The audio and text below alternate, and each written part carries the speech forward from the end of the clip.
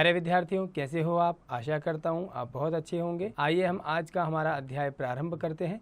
हमारे अध्याय का नाम है कुंभकारस्य चातुर्यम, अर्थात कुंभकार की चतुरता अर्थात चतुराई। पुरा धारा नगर्यां भोजो राजा आसीत्, सः अतीव निपुणः विद्वान प्रजापालकश्च आसीत्।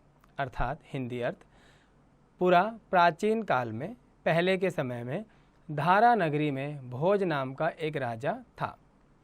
सह अतीव निपुणः विद्वान प्रजापालकश्च आसीत्, अर्थात वह बहुत अधिक विद्वान और प्रजापालक अर्थात प्रजा का ध्यान रखने वाला राजा था।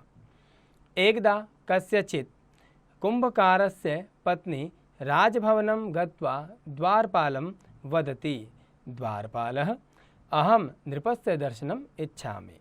अर्थात एक बार कुंभकारस्य पत्नी राजभवनं गत्वा द्वारपालं वदति, वह कुंभकार की पत्नी अर्थात कुम्हार की पत्नी राजा के दरबार में भवन में जाकर कहती है कि हे द्वारपाल, अहम नृपस्य दर्शनम इच्छामि, मैं राजा के दर्शन करने की इच्छुक हूँ।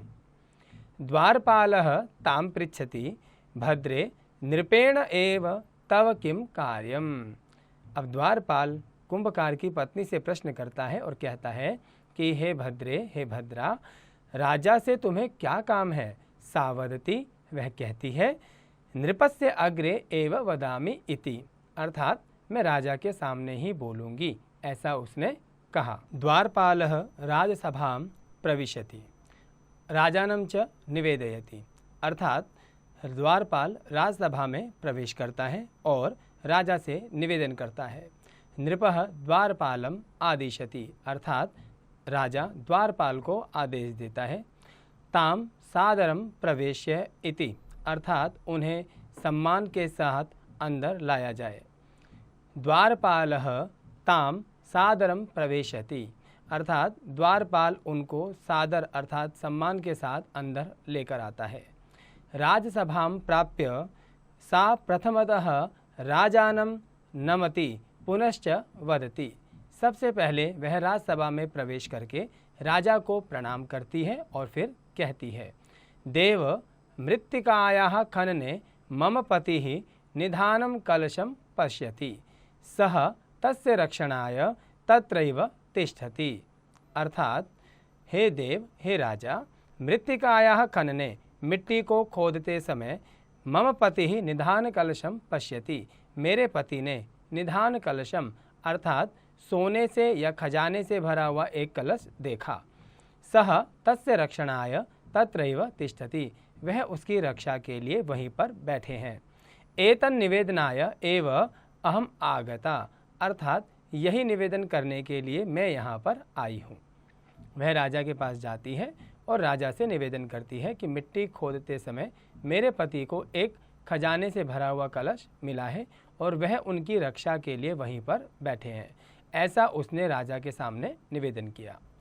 एतत् श्रुत्वा भोजः निधान कलशम आनेतुम सेवकम ताभ्यां सह प्रेषयति, यह सब सुनकर राजा ने निधान कलशम अर्थात खजाने का कलश लाने के लिए सेवक को उनके साथ भेजा। नृपस्य आज्ञायाः सेवकः तम निधान कलशम ततः आनयति, राजा की आज्ञा के अनुसार सेवक खजाने के कलश को वहाँ पर लेकर आते हैं। नृपः निधान कलशे रत्नानि पश्यति, अर्थात राजा उस खजाने के कलश में रत्नानि अनेक प्रकार के आभूषण या आप कह सकते हैं उसको सोना, चांदी, जेवरात इत्यादि। रत्नानां प्रभया चकितः राजा कुंभकारं पृच्छति, अर्थात रत्नानां प्रभया चकित, उस इतने प्रकार के सोने, चांदी, जेवरात को देखकर राजा बड़ा चकित होता है और कुंभकार की से पूछता है, कुंभकारः किमेतत्, अरे कुंभकार अर्थात कुम्हार, ये क्या है? तब कुंभकारः कथयति, कुम्हार कहता है, हे देव, एतत् निधानम कलशम अस्ति, अर्थात यह खजाने का कलश है। नृपः पृच्छति, राजा पूछता है, कुंभकारः क्षेत्रे निधान कलशम प्राप्य किम अर्थम त्वमिदम न गृहीतवान। राजा ने उससे कहा कि हे कुम्हार, तुमने जिस एरिया से, जिस स्थान से आपने यह खजाने का कलश लिया है, वह आपने अपने घर क्यों नहीं लेके गए। कुंभकारः वदति, कुम्हार कहता है, देव त्वं भूतले चंद्र इव, अर्थात हे राजा, तुम इस धरती पर चंद्रमा के समान हो। एतानि रत्नानि नक्षत्राणि खलो चंद्रेणैव सह शोभन्ते इति। अब वह राजा की प्रशंसा करते हुए कहता है, राजा, यह सभी रत्न नक्षत्राणि खलो चंद्रेणैव, अर्थात जिस प्रकार से इस ब्रह्मांड में सभी नक्षत्रों में चंद्रमा बहुत सुंदर दिखाई देता है, ऐसे ही इस धरातल पर आप हमारे राजा हैं और जो हमारे लिए चंद्रमा के समान है। इसीलिए मैंने इनको ग्रहण नहीं किया। कुंभकारस्य उत्तरेण प्रसन्नः भोजः तम निधान कलशम कुंभकाराय यच्छति।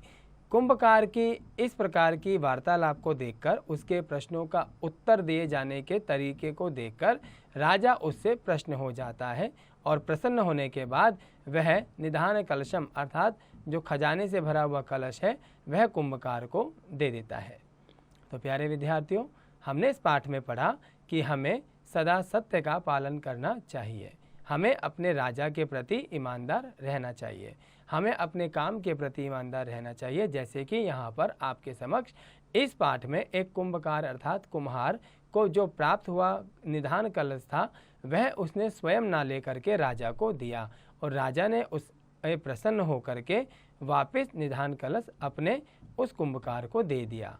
तो हमें इससे सीखने को मिलता है कि हमें अपने जीवन में सदैव ईमानदारी का पालन करना चाहिए। मैं आशा करता हूँ कि आपको यह पाठ समझ आया होगा। आप भी अपने स्तर पर इस पाठ का हिंदी अनुवाद जरूर कीजिएगा।